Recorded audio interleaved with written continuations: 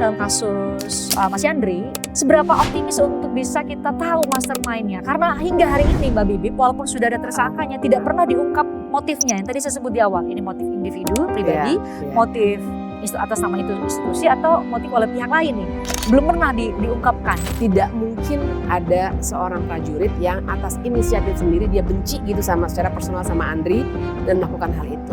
Kita harus paham polanya adalah pasti komando di TNI. Bahkan dari penyelidikan atau penyidikannya kepolisian kan sudah ketahuan ya, tidak hanya 2 orang naik motor, tapi sebenarnya ada serombongan orang yang terorkestrasi. Kemudian TAUD, tim advokasi untuk demokrasi juga sudah melakukan investigasi sendiri dan mereka menemukan bahkan tidak hanya 4 orang, tapi lebih dari itu. Apakah 10 orang itu rame-rame membenci seseorang yang namanya Andri Yunus? Saya kira tidak mungkin kita bisa simpulkan sesederhana itu. Melihat struktur komando yang ada di tubuh TNI ataupun institusi lain lah, tapi ini terorkestrasi. Kalau benar kita menaruh harapan kepada Polri, ketika Polri menahan-nahan, dalam bahasa sederhananya gitu, menahan-nahan untuk gak terlalu masuk terlalu dalam kalau itu terkait dengan para tersangka yang diduga melibatkan anggota TNI, bukankah nanti akan ada seolah hubungan yang tidak terlalu harmonis atau kita tidak bisa mengharapkan koordinasi yang sangat baik terjalin antara 2 institusi ini? Berarti ini kan melahirkan pesimisme juga kalau prosesnya kita serahkan sepenuhnya dan berharap pada Polri. Nah, masalahnya kemudian tadi di situ ada wilayah peradilan militer yang polisi nggak bisa tembus. Jadi buat saya persoalannya di situ. Nah, saya membacanya juga karena ada hal-hal yang tidak mau diungkap di titik ini.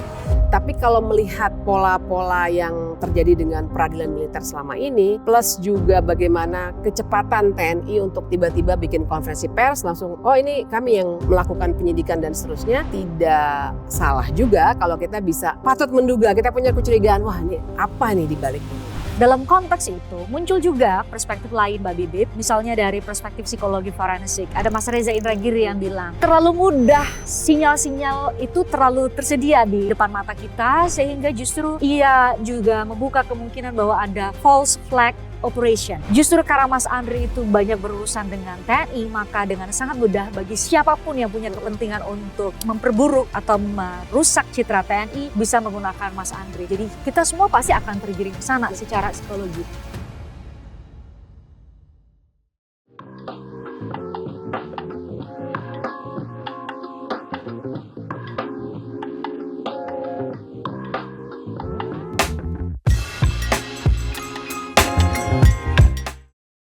Kasus penyiraman air keras terhadap aktivis Andri Yunus, kita sepakat bahwa ini adalah bukan kasus kekerasan biasa, tetapi adalah ujian apakah negara mampu dan terutama mau untuk mengusut kejahatan yang jejak-jejaknya justru menunjukkan kepada dirinya sendiri. Saya sudah bersama dengan pakar hukum tata negara, Mbak Bivitri, makasih sudah hadir kesekian kali.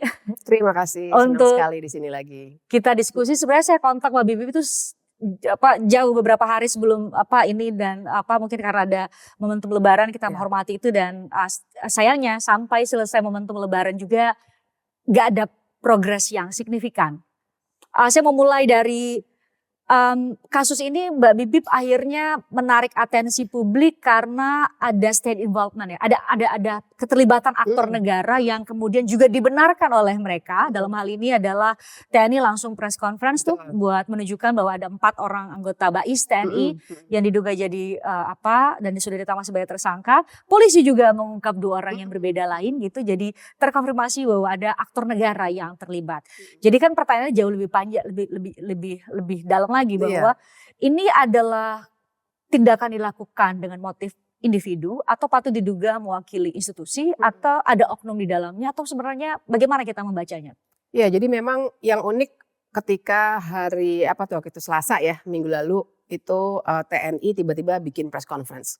Karena terus terang saja waktu hari Jumat saya kan juga ke rumah sakit waktu itu ngobrol sama teman-teman Kontras. Sabtu, Minggu, Senin ketika ada konferensi pers dari Polda Metro Jaya, kami sudah menduga, ya kan kita semua saya kira bisa menduga karena polanya menyiram air keras ke muka itu nggak baru, kita tahu kasusnya Novel Baswedan misalnya, dan represi pada pengkritik itu 1,5 tahun ini luar biasa ya, mulai dari Tempo sampai influencer dan lain sebagainya. Jadi dugaan sudah kuat. Tapi begitu press conference TNI itu kami langsung ya udah ngaku sendiri nih. Gitu. Jadi kalau kita bisa membacanya bahwa dari konferensi pers Polda Metro Jaya itu sebenarnya terang betul.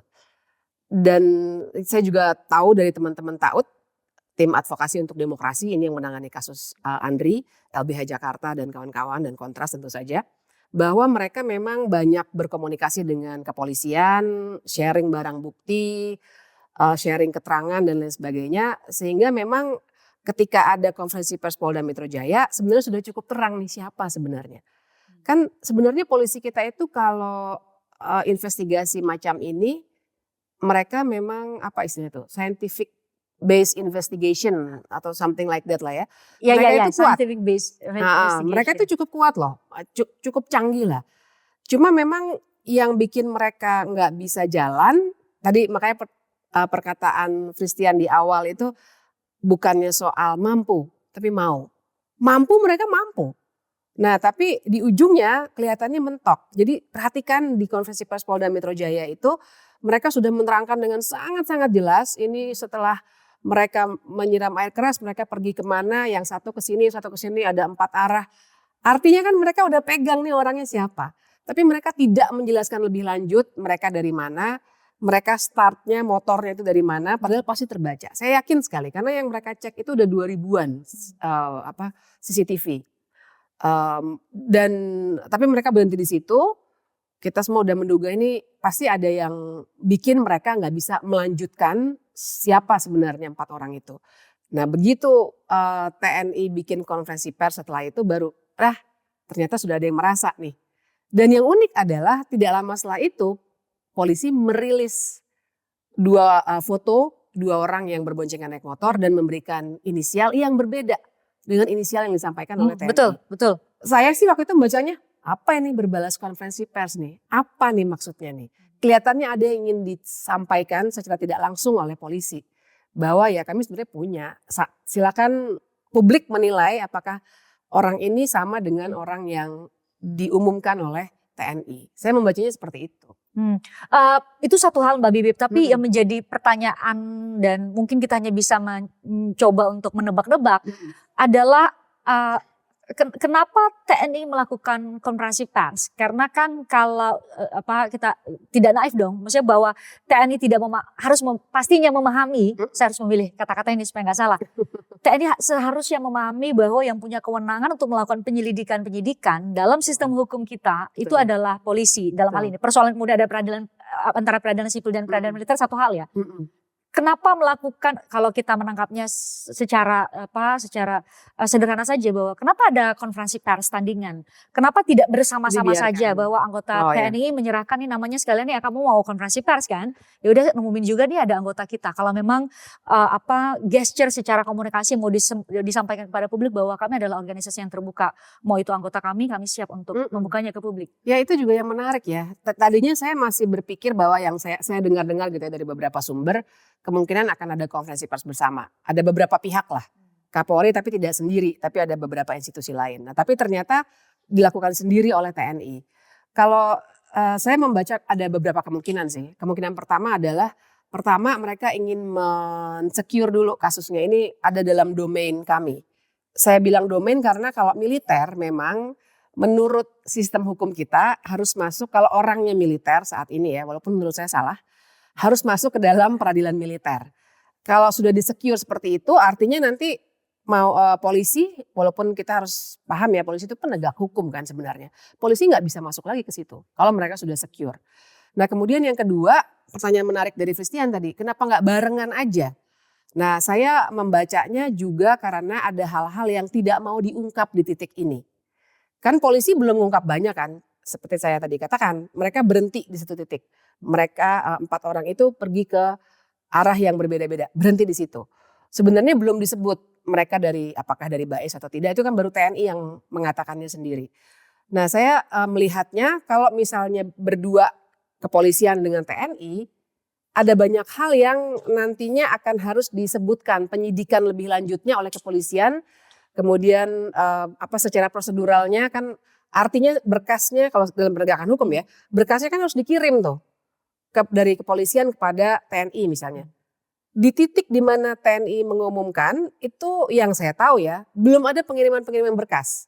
Setelah itu ada atau tidak ya kita bisa klarifikasi langsung ya. Tapi setahu saya penyidikan sebenarnya sudah dimulai, jadi bukan hanya penyelidikan, tapi tiba-tiba TNI melakukan konferensi pers seperti itu. Nah saya menduga dua kemungkinan itu, mau langsung diambil masuk ke wilayah peradilan militer, dan yang kedua kemungkinan kedua memang mau ditutup informasinya di titik itu saja, tidak mau lebih dari itu. Kalau mereka berdua kemungkinan besar lebih banyak yang harus diungkap. Kalau tidak kan seakan-akan tidak ada progres dari kepolisian. Mbak Bib akhirnya di titik itu membawa lagi kita kembali kepada perdebatan atau polemik mengenai yaitu peradilan militer itu dianggap sangat kedap sekali gitu ya. Apa yang akhirnya kalau beberapa ya Mas Usman Hamid juga bilang begitu. Jadi jangan-jangan ada nama-nama Kapten NDP, Letu SL, Letu BHW, Serda ES adalah wajah-wajah yang tidak pernah kita kenal. Jangan-jangan mereka bisa diganti apa tuh istilahnya kalau awamnya tukar kepala dan lain-lain. Kita tidak pernah tahu bagaimana proses itu. Kayak stuntman-nya gitulah ya kalau di film ya. Ya gitu ya, pengganti. Betul pakai pemeran mengganti atau bisa jadi kita tidak tahu bagaimana proses hukumnya dan akhirnya bisa jadi patut diduga bahwa justru salah satu tujuan yang patut diduga sekali lagi salah satu tujuan yang mau dilakukan adalah itu dengan kemudian melokalisir kalau bahasa ini melokalisir untuk kita buat duluan press conference sebelum kemudian nama-nama ini muncul dari pihak kepolisian. Benar. Karena memang yang publik harus ketahui, kalau kita dari tadi ngomongin peradilan militer, mungkin kan orang membayangkannya, oh hakim nih, hakimnya militer. Tapi sebenarnya keliru, karena secara keseluruhan, mulai dari penyidiknya itu militer. Kemudian nanti jaksanya auditur militer, jadi ada ini sendiri ya, pangkat sendiri dan di kejaksaan juga ada makanya Jampitmil ya, Jaksa Agung Muda bidang pidana militer. Nanti di Mahkamah Agung ada kamar peradilan militer. Jadi bukan hanya hakimnya, walaupun dari tadi kita sebut peradilan, tapi kan yang dibicarakan wilayah peradilan, bukan pengadilannya itu sendiri. Nah jadi dari bawah, dari penyidikan itu bisa langsung dihandle oleh aparat militer. Nah yang jadi masalah begini, kita bandingkan yuk antara KUHAP, Kitab Undang-Undang Hukum Acara Pidana, ini yang baru nih, yang dibangga-banggakan oleh pemerintah, lebih pro korban, lebih profesional, lebih mengikuti berbagai kovenan internasional dengan hukum acara peradilan militer. Jadi menurut saya hukum acara peradilan militer belum pernah diubah. Sehingga kalau kita tidak bisa mengharapkan ada keterbukaan, ada perlindungan maksimal bagi korban dan seterusnya di dalam proses mulai dari penyidikan sampai dengan nanti di pengadilan. Mungkin pengadilannya dibuat terbuka. Tapi soalnya bukan hanya di pengadilannya terbuka atau tidak. Tapi proses lidik, proses penyidikannya itu harusnya kan ya tadi jangan-jangan ada pemain-pemain stuntman-nya lah gitu ya. Kita nggak tahu. Memang sejauh ini kita berspekulasi. Tapi kalau melihat pola-pola yang terjadi dengan peradilan militer selama ini, plus juga bagaimana kecepatan TNI untuk tiba-tiba bikin konferensi pers langsung, oh ini kami yang melakukan penyidikan dan seterusnya. Tidak salah juga kalau kita bisa patut menduga kita punya kecurigaan, wah ini apa nih di balik ini. Nah itu yang dikhawatirkan sebenarnya di situ. Itu satu sudut pandang Mbak Bibip. Kalau dalam konteks kita masih di titik itu dulu ya, dalam konteks itu. Tapi sudut pandang lain juga memperlihatkan bagaimana apakah bukankah ini akan melahirkan sebuah kekhawatiran kalau benar kita menaruh harapan kepada Polri. Ketika Polri menahan-nahan dalam bahasa sederhananya gitu, menahan-nahan untuk gak terlalu masuk terlalu dalam kalau itu terkait dengan para tersangka yang diduga melibatkan anggota TNI. Bukankah nanti akan ada seolah hubungan yang tidak terlalu harmonis atau kita tidak bisa mengharapkan koordinasi yang sangat baik terjalin antara dua institusi ini sehingga mulai lagi kita recall sama ingatan bahwa dua institusi ini ada persaingan dan lain-lain yang itu juga masih menjadi rumor dan spekulasi saja yang mungkin kita tidak bisa buktikan secara secara terbuka gitu ya. Tapi berarti ini kan melahirkan pesimisme juga kalau prosesnya kita serahkan sepenuhnya dan berharap pada Polri. Iya, tapi kan kita harus melihat dalam sistem hukum kita yang punya wewenang penegakan hukum memang Polri. Kalau saya sih mau fair aja ya. Pertama kita bicara sistem dan kedua kita bicara kerjanya apa. Kalau baik kita apresiasi. Kalau lagi harus dikritik ya kita kritik. Saya juga sering sekali mengkritik keras. Tapi saya kira kita patut mengapresiasi. Hari Senin atau Selasa itu waktu ada konferensi pers, itu diterangkannya detail. Saya juga punya filenya karena dapat dari teman-teman TAUT ya. Detail sekali kemana petanya, CCTV-nya yang diambil. Saya kira itu menunjukkan profesionalitas yang mesti kita apresiasi. Dan sekali lagi kalau saya sih, kalau ada teman-teman yang nanya ini gimana sih masyarakat sipil kok terjebak antara istilah umumnya kan coklat dengan hijau gitu ya. Saya selalu berkata balik bahwa ini bukan soal memilih coklat atau hijau. Tapi secara sistem yang punya wewenang penegakan hukum memang polisi. Maksud saya kita nggak bisa fatalistik gitu. Nggak percaya total sama polisi. Saya kira kita ada sistem bernegara yang harus diikuti gitu. Nah, masalahnya kemudian tadi di situ ada wilayah peradilan militer yang polisi nggak bisa tembus nih, gitu. Jadi buat saya persoalannya di situ. Dan kalau misalnya bicara akan mengingatkan kita pada rumor soal elit, itu nggak salah sama sekali karena kita juga paham pekerjaan Andri yang paling baru itu kan memang terkait juga dengan peristiwa Agustus 2025. Ada komisi pencari fakta yang dibentuk oleh beberapa organisasi masyarakat sipil. Kontras, YLBHI dan LBH Jakarta. Dan di situ sebenarnya ada satu halaman persis yang mengemukakan kemungkinan keterlibatan Bais misalnya. Ada tuh halamannya, saya lupa tapi saya screenshot juga dari laporannya yang terbuka untuk umum, bisa di-download di website YLBHI. Yang menyebabkan kita jadi berpikir, pasti ini ada kaitannya dengan pekerjaan yang dilakukan oleh Andri dan Kontras. Kontras itu tidak hanya di KPF, Komisi Pencari Fakta Agustus 2025, tapi juga sedang mengajukan judicial review peradilan militer, ironically, dan judicial review Undang-Undang TNI. Nah, dan di judicial review ini Andri juga terlibat, bahkan menjadi saksi ya. Nah, sehingga kalau dikatakan ada kaitannya nggak ya dengan perseteruan di antara elit, kalau saya sih punya kecurigaan yang sama. Karena itu sesuatu yang sampai sekarang tidak mungkin ada yang bisa mengklarifikasi secara terbuka. Ya kan? Jadi kita semuanya berspekulasi nih. Saya yakin ada keseragaman spekulasi tapi nggak ada yang bisa mengklarifikasi secara resmi. Nggak mungkin juga secara resmi kan. Tapi kan itu kita bisa baca juga dari misalnya DPR juga sudah mengeluarkan pendapat. Nah, DPR itu kan kita juga bisa melihat ininya ya, tentu saja konfigurasi politiknya partai-partai dan Komisi 3 juga diketuai oleh Habibur Rahman dari Gerindra sudah mengeluarkan pernyataan yang keras untuk bilang usut tuntas, negara membiayai dan intinya mendukung proses pengusutan sampai tuntas. Dan saya membaca itu semua seperti puzzle pieces gitu ya, ada potongan-potongan puzzle dan kalau saya membacanya memang ada hubungannya dengan apa yang terjadi di level elit gitu. Bicara dari konteks ya Mbak Bibi sudah menemukan kayaknya logika yang coba saya bangun kayaknya dari kata-kata Mbak Bibi tadi soal jangan sampai betul. Jadi kita harus sering-sering pakai kata patut menduga atau patut diduga karena ini rumor sekali lagi yang spekulasi yang agak sulit dan sangat sulit untuk membuktikan kebenarannya karena memang pada akhirnya mungkin kita hanya bisa membaca tadi puzzle-puzzle itu. Tapi Mbak Bibi tadi mencoba menyederhanakan dengan istilah bahwa jangan sampai para aktivis terbawa dalam pusaran spekulasi, saya harus pakai kata itu. Spekulasi bahwa ada persaingan antara dua institusi ini, Polri dan TNI. Dalam konteks itu muncul juga perspektif lain Mbak Bibip, misalnya dari perspektif psikologi forensik. Ada Mas Reza Indragiri yang bilang, tuh terlalu mudah sinyal-sinyal itu terlalu tersedia di depan mata kita sehingga justru ia juga membuka kemungkinan bahwa ada false flag operation. Justru karena Mas Andri itu banyak berurusan dengan TNI maka dengan sangat mudah bagi siapapun yang punya kepentingan untuk memperburuk atau merusak citra TNI bisa menggunakan Mas Andri karena cara berpikir kita akan membaca bahwa itu adalah sebuah sinyal pasti ini terkait dengan TNI karena Mas Andri itu bekerja dan selama ini perjuangan dia adalah mengawal bagaimana kemudian bisa tetap dalam koridor demokrasi gitu ya terkait dengan militer. Jadi false flag operation kalau saya mengutip dari istilah psikologi forensik yang disampaikan misalnya salah satunya oleh Reza Indragiri. Jadi kita semua pasti akan tergiring ke sana secara psikologi. Kita orang hukum tapi mungkin bisa membuka perspektif juga untuk melihat dari sudut pandang itu. Bisa jadi, bisa jadi.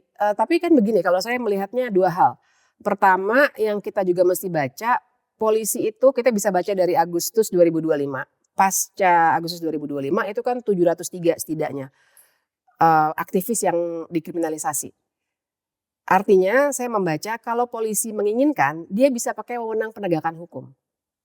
Betapapun kita kritik, tapi kan udah jalan dulu. Betapapun Del Pedro dan kawan-kawan dibebaskan, tapi kan sudah dikurung 6 bulan tuh. Jadi sudah ada semacam sanksi ya yang diberikan dengan mengurung itu walaupun kemudian bebas. Tapi ternyata polisi tidak menggunakan itu. Seandainya mereka ingin memberikan semacam peringatan kepada Andri dan kawan-kawan Kontras, bisa saja mereka menggunakan wewenang hukumnya. Karena makanya kita aja ngomong harus hati-hati dan seterusnya kan. Tapi yang kedua, saya ingin mengarahkannya kepada itulah gunanya kita harusnya membentuk tim gabungan pencari fakta.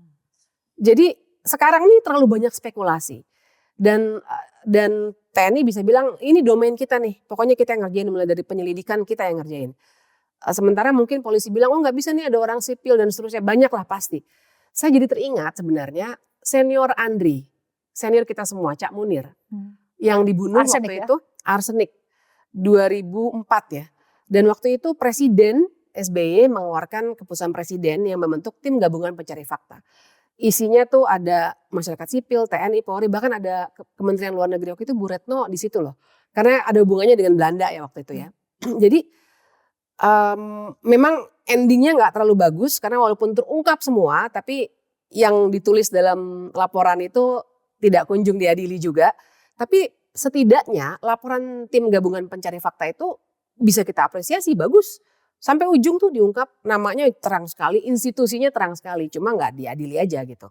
Nah, itu satu hal ya, tapi bahwa fakta terungkap itu hal yang perlu penting. Itu step pertama dari memberikan keadilan bagi korban. Faktanya diungkap dulu. Baru kemudian kita bisa dorong rame-rame untuk pengadilannya. Nah, bayangkan bahwa dengan situasi seperti ini, mau mungkin tentara, mungkin polisi, mungkin ada yang bilang dan sebagainya, tentara juga bilang bais dan seterusnya. Kenapa tidak dibentuk tim gabungan pencari fakta ini? Jadi sekalian kita clear dari awal, tidak terlalu banyak spekulasi. Saya kira analisisnya Mas Reza Indragiri juga bisa jadi betul. Tapi kan itu kita selalu bisa jadi, bisa jadi, bisa jadi. Daripada terkungkung dengan bahasa-bahasa yang kita harus gunakan itu, kenapa tidak ungkapkan dengan terang dengan tim gabungan pencari fakta?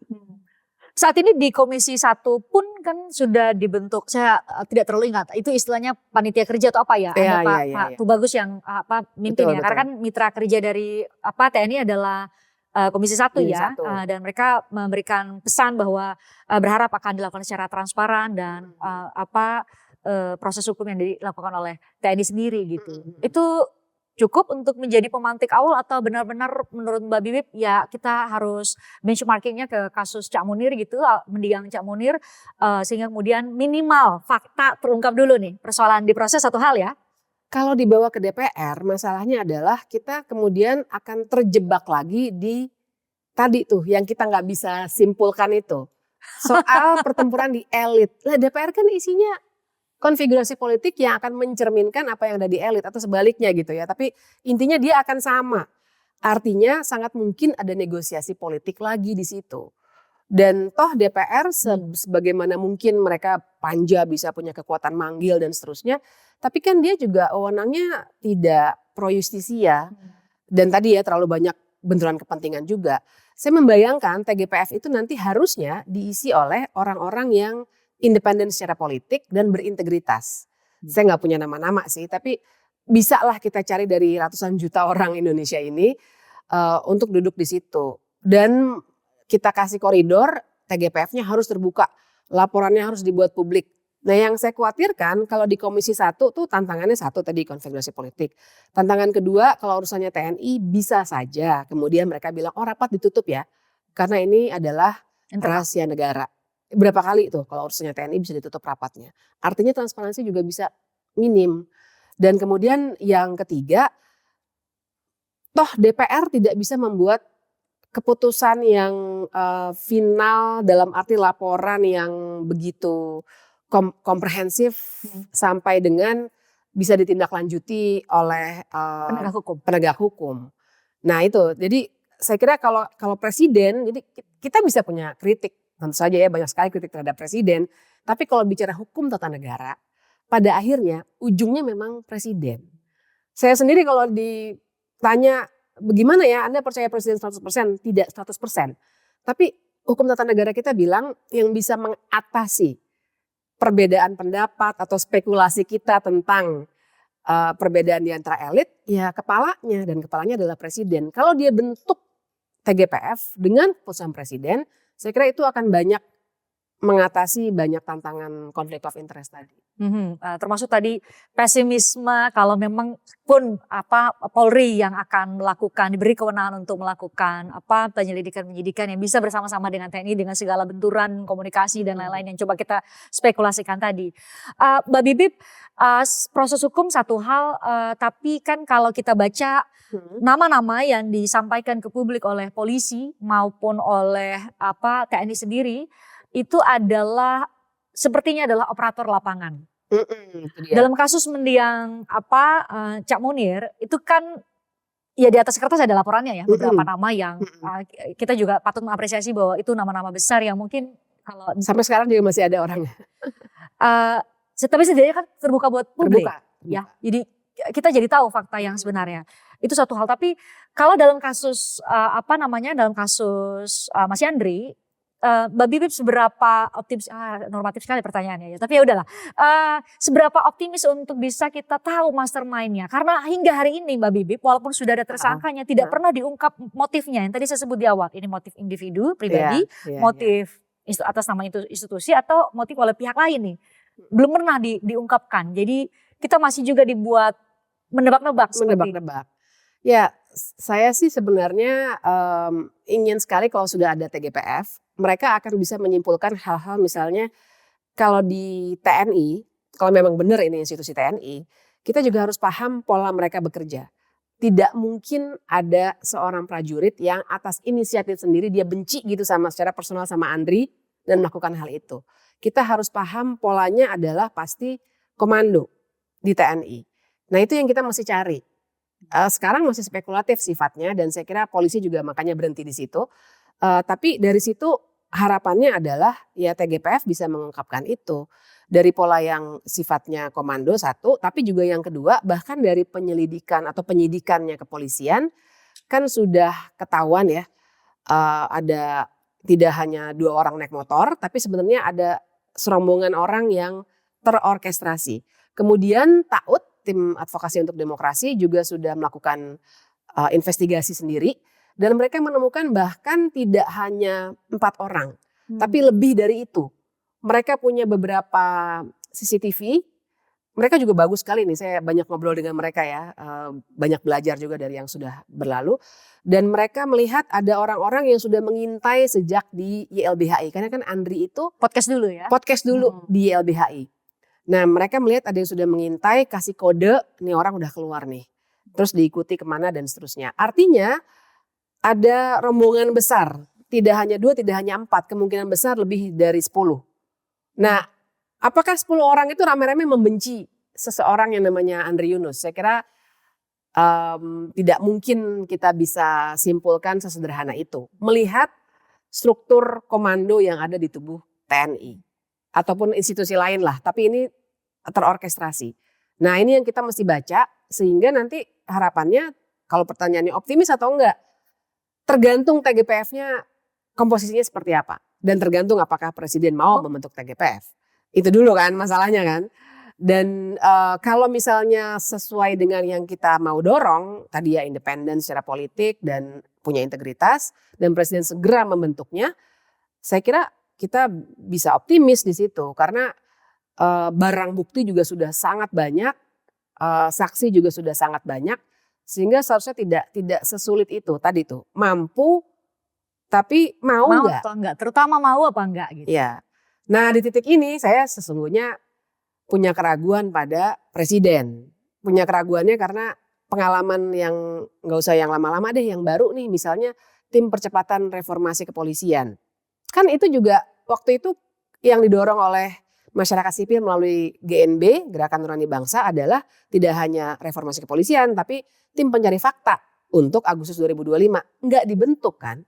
Dan tim percepatan reformasi kepolisian yang saya tahu, mereka sudah siap nih mengeluarkan laporan. Sampai sekarang belum kan. Sekarang bulan Maret, akhir Maret lagi. Padahal harusnya Februari sudah keluar.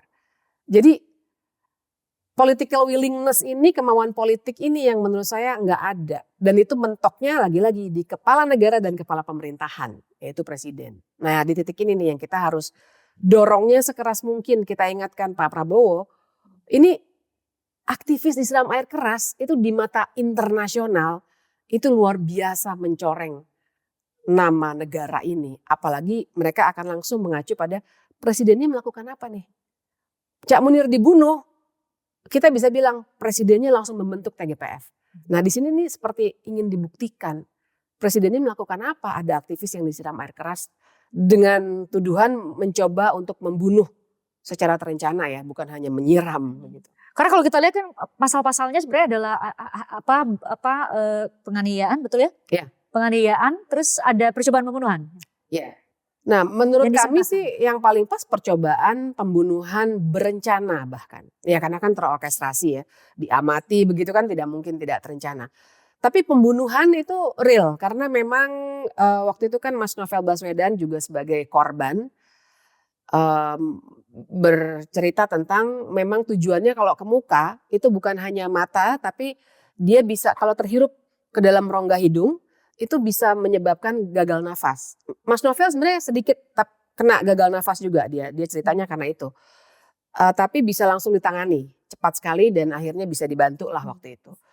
Nah jadi hasil akhirnya yang diharapkan adalah pembunuhan. Jadi mestinya kena pasalnya pasal pembunuhan berencana, percobaan pembunuhan berencana. Mbak Bibi mengacu dari kesimpulan dari Mbak Bibi bahwa semuanya akan bermuara sama presiden, political will presiden. Kan kalau Mbak Bibi bilang tadi bahwa ini kalau ada aktivis yang dapat kekerasan itu pesannya kepada dunia internasional itu sangat kuat gitu. Itu satu hal.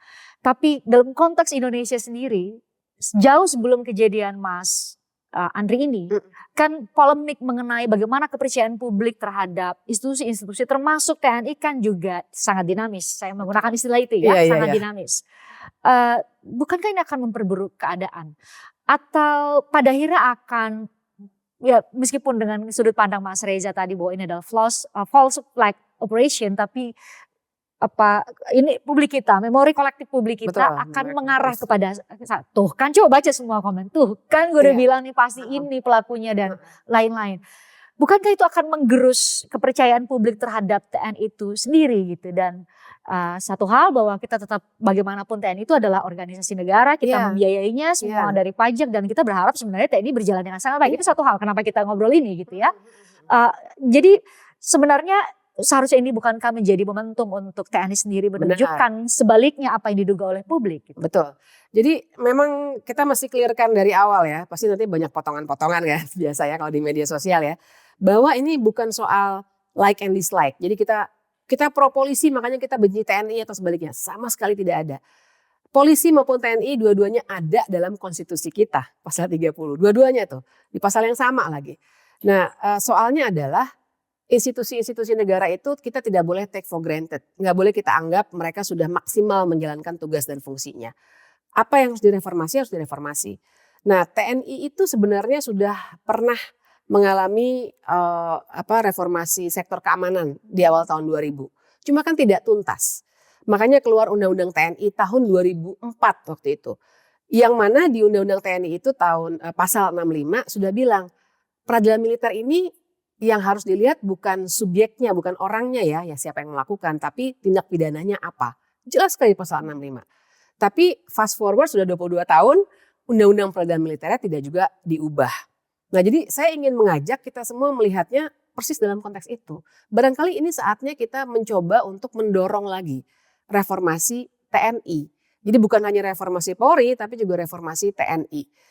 Dan ini makin penting karena publik tadi ya, ini kan anggapan publik ya, melihatnya kan tidak hanya kejadian ini, tapi juga fakta misalnya panjang memori Panjang kolektif nih. publik banyak kan? Iya, termasuk akhir-akhir ini tiba-tiba banyak yang menjadi dirjen, yang masih aktif nih ya. Kalau tidak aktif oke lah, kita bisa perdebatkan. Tapi yang masih aktif pun sudah menduduki berbagai jabatan di kementerian, di BUMN, ada proyek-proyek yang diduga ada permainan-permainan dan seterusnya, yang membuat publik memang punya pandangan yang cukup negatif.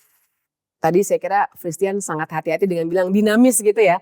Oke, dinamis itu kan tapi artinya kenapa sih nggak kita buat tidak dinamis dengan bikin positif gitu ya. Artinya kan harus dibenahi. Nah buat saya ini momentum yang paling pas.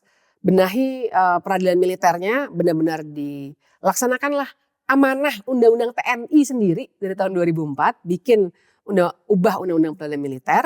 Kemudian reformasi TNI-nya juga harus dibuat lebih jelas dengan target dan seterusnya.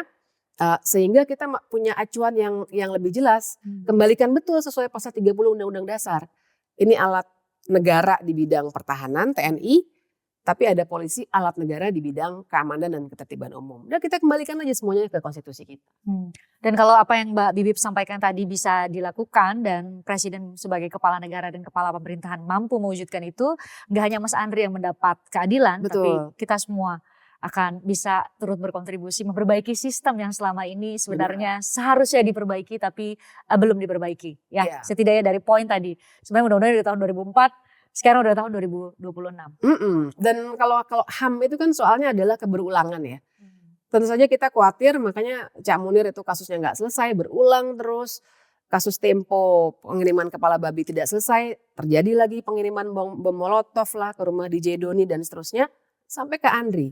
Jadi kalau memang tidak tuntas, inilah yang akan terus-menerus terjadi. Kita nggak mau dengar ada si A, si B, si C yang lainnya yang entah nanti diapakan lagi. Itu masa itu mau jadi budaya Indonesia sih. Di mata internasional, saya dengar Pak Prabowo kan cukup concern ya dengan pandangan internasional. Nama kita sudah jelek sekali. UN PBB sudah beberapa kali menyatakan ini masalah besar di Indonesia. Ada seorang aktivis bernama Andri Yunus yang disiram air keras. Tapi juga kemungkinan mereka juga akan datang ke sini dan bayangkan di banyak forum internasional lainnya terus dibahas. Pasti akan terus dibahas. Pak Prabowo akan ditanya, Anda sudah melakukan apa nih? Kita bantu Pak Prabowo untuk bilang, saya sudah melakukan pembentukan pencarian fakta agar bisa ditindaklanjuti secara hukum, secara tuntas. Mestinya begitu.